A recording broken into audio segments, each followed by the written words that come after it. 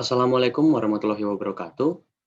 Pada kesempatan kali ini, kami dari kelompok ingin menjelaskan atau ingin melakukan presentasi tentang tugas pertama, yakni mata kuliah durabilitas dan degradasi material, di mana kami dari kelompok beranggotakan Dwiki Surya Laksana dengan NRP 20352011023, Krisnanda Putra Surya dengan NRP 20352011052,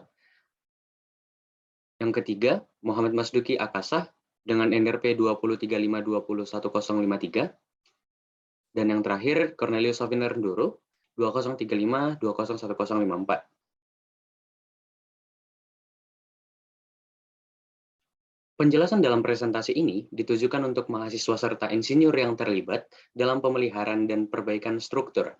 Tujuannya untuk memberikan cukup pengetahuan untuk keputusan yang akan dibuat sehubungan dengan desain untuk kehidupan layanan, strategi pemeliharaan, dan teknik perbaikan. Secara umum, memberikan pengetahuan teknis untuk menilai masa hidup, layanan struktur, dan mengambil langkah-langkah untuk fungsi struktur selama masa layanan. Untuk tugas kali ini, kami mengambil bahwa mengadaptasi dari buku yang berjudul Durability of Engineering Structures dan beberapa jurnal lainnya yang akan membahas beberapa materi, yakni ada metals, concrete, wood, new high performance material, strategies for durability design, dan case studies. Baik, saya mulai dari yang pertama, tentang metals. Metal adalah salah satu bahan bangunan yang dikenal paling kuat. Bahan bangunan ini digunakan sebagai kerangka konstruksi. Terdapat beberapa jenis metal yang biasa digunakan sebagai bahan bangunan, di antaranya metal baja, aluminium, titanium, emas, perak, dan krom.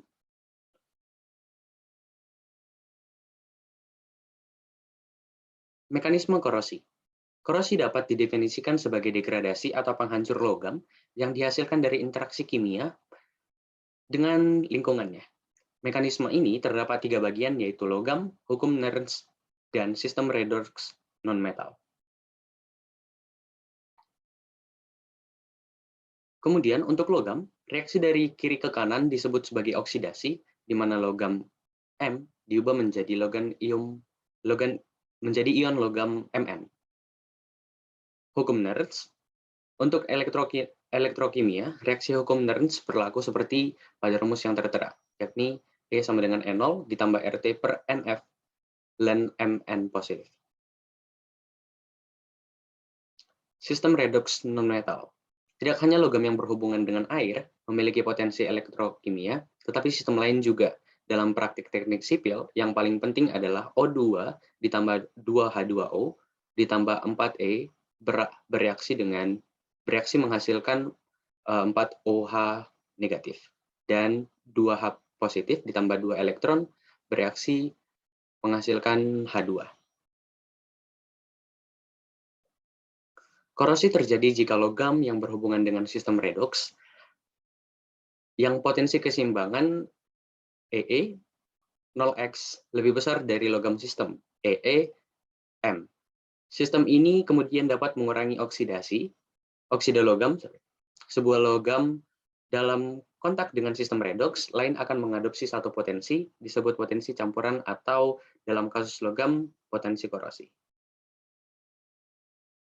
Tingkat korosi adalah kecepatan di mana logam yang diberikan memburuk dalam lingkungan tertentu. Dalam buku ini, tingkat korosi dibagi menjadi 2, yaitu sistem tunggal dan sistem korosi atau tercampur. Sistem korosi memiliki 3 jenis sistem yang umumnya digunakan. Di antaranya ada tingkat pertukaran elektron, tingkat transportasi massal, dan sifat pasif. 3 jenis sistem ini dibahas pada slide berikutnya.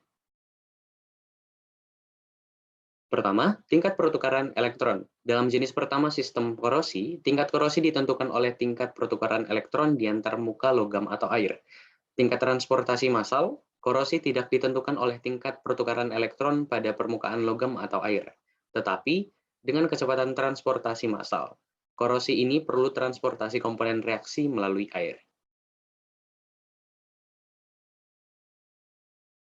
Yang ketiga, sifat pasif. Khusus kasus dari kasus dari perpindahan korosi yang ditentukan oleh perpindahan massal merupakan fenomena dari sifat pasif. Di luar potensi tersebut, biasanya dikenal dengan istilah potensial pasif. Dalam kasus seperti ini, bukan transportasi oksigen yang dibatasi, melainkan transportasi pada ion logamnya. Jenis korosi. Korosi adalah proses yang agak kompleks, yang melibatkan banyak faktor. Oleh karena itu, tidak mengherankan bahwa ada banyak sekali jenis korosi. Secara umum, korosi dibagi dua berdasarkan bentuknya, yaitu korosi seragam dan korosi lokal. Yang pertama, korosi seragam. Logam dipengaruhi secara homogen di permukaan dan reaksi anodik dan katodik tersebar di permukaan logam. Tingkat korosi seragam sangat rendah dan dapat diprediksi. Hal ini membuat proses korosi dapat dikelola. Yang kedua, korosi lokal. Karakteristik korosi lokal adalah bahwa adanya anodik tetap di mana logam terpengaruh. Dengan berdekatan dengan daerah katodik, korosi lokal memiliki banyak jenis diantaranya, korosi galvanik, korosi intergranular, korosi lubang, korosi celah, dan sebagainya. Pada penjelasan ini, terdapat 5 praktik korosi yang dapat terjadi pada bahan bangunan. Definisi tiap praktik korosi dibahas pada slide berikutnya. Yang pertama, baja struktural. Baja adalah besi dengan kandungan karbon kurang dari 2% dan silikon yang lebih rendah. Besi cetak memiliki kadar karbon yang lebih tinggi. Baja struktural mengandung kandungan dari 0,25% karbon. Kemudian, yang kedua, besi cor. Salah satu jenis korosi besi cor adalah korosif grafit yang diamati dalam besi cor abu-abu. Pencucian selektif zat besi terjadi karena grafit berair terhadap besi dan jaringan grafit dibiarkan. Yang ketiga, bahan tahan karat. Stainless steel adalah paduan berbasis besi yang mengandung setidaknya 10,5% kromium atau Cr. Pemilihan kelas stainless steel untuk aplikasi tertentu melibatkan pertimbangan lingkungan yang bersangkutan serta resistance grade untuk lingkungan itu. Baja lapuk. Baja weathering dapat korosi tetapi lapisan karat menjadi penghalang membatasi masuknya lebih lanjut kelembapan dan oksigen. Kondisi stabil tanpa korosi yang terlihat lebih lanjut dapat dicapai dalam beberapa tahun. Namun, hal ini tidak berlaku di lingkungan laut. Lanjut. Yang kelima, aluminium. Aluminium murni memiliki pertahanan korosi yang sangat baik karena lapisan pasif pelindung dan secara umum, paduan aluminium jauh lebih sedikit tahan korosi. Lingkungan komposisi paduan, perawatan suhu, dan keberadaan kontaminan adalah faktor utama yang mempengaruhi tingkat deteriora. Pada penjelasan di atas, dapat diketahui bahwa metal membutuhkan perlindungan diantaranya adalah persiapan permukaan, pelapis organik, lapisan logam, dan perlindungan katodik dan anodik.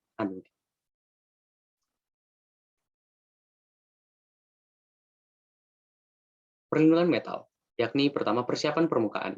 Persiapan permukaan adalah aspek yang sangat penting untuk melindungi permukaan logam, mengabaikan proses pelapisan permukaan yang dapat menyebabkan logam mengalami korosi atau perkaratan. Persiapan permukaan ini dibagi menjadi dua bagian, yaitu pembersih mekanis dan pembersih kimia. Pembersih mekanis dilakukan dengan menerapkan gaya ke permukaan, sedangkan pembersih kimia adalah pembersih yang melarutkan pelarut kimia dalam penggunaannya. Kedua, pelapis organik. Pelapis organik merupakan suatu metode perlindungan korosi dengan jalan mengisolasi material dari lingkungan dengan pembentukan lapisan pelindung pada permukaan material yang akan dilindungi. Kemudian yang ketiga itu lapisan logam. Perlindungan baja oleh lapisan logam sangat penting dalam industri konstruksi, dan zinc terutamanya penting. Selanjutnya, proteksi katodik. Dalam jenis proteksi ini, potensi logam diturunkan ke tingkat yang mendekati potensial kesetimbangan M logam. Arus anodik atau korosi kemudian rendah. Metode ini dapat digunakan air atau di tanah yang konduktif.